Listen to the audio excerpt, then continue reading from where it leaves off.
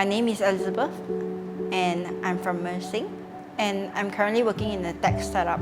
Going to church on Sundays was pretty much a routine practice. I couldn't understand much of what was being said. It was little more than a forced habit, and I understood almost nothing from the sermons. I often felt very insignificant and flawed, and as I listened to people's testimonies, I felt like I have nothing to share. During my university years, I started attending Christian fellowship as well as a local English church. My curiosity to understand the Bible and about God for myself helped me to discover God in a very personal way. In 2018, my dear Uncle Seng went into a coma and was diagnosed with leptospirosis. Uncle Seng had always avoided the topic of Christianity.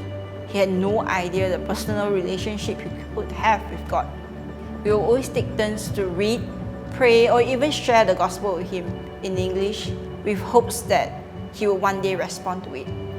I, on the other hand, was questioning God for everything that was happening and wondering if he cares. Some of my dear friends were there for me throughout that time, and they were constantly feeding me with the word, reminding me that, you know what, God never left, and not even once. Since my youngest aunt and her husband were able to speak in Mandarin, they were always the one that would speak to Uncle Seng in Mandarin, whether it's the gospel or even sharing or praying with him. It all started with sharing the gospel with him, and as they were looking for signs, whether it's eye movement, finger movement, but instead a nod was given to them as a sign.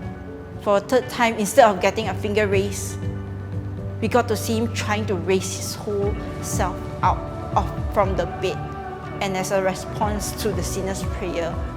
Upon Uncle Seng's death, we grieved, but also at the same time, we were celebrating that his soul was saved and the assurance that we will be able to see him again one day.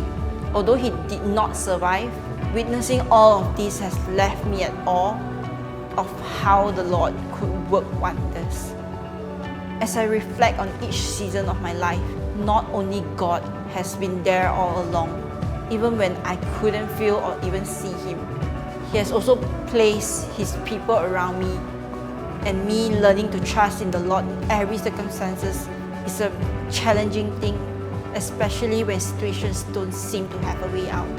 The peace that came after was one I never knew I could have in the chaos. For me, besides spending quiet time with God, being in a community that's both encouraging and understanding really helps to not only grow my walk with the Lord, but also to immerse in a community that builds and encourages each other. We're meant to do life together and have the permission to be vulnerable with the people God has placed in our lives.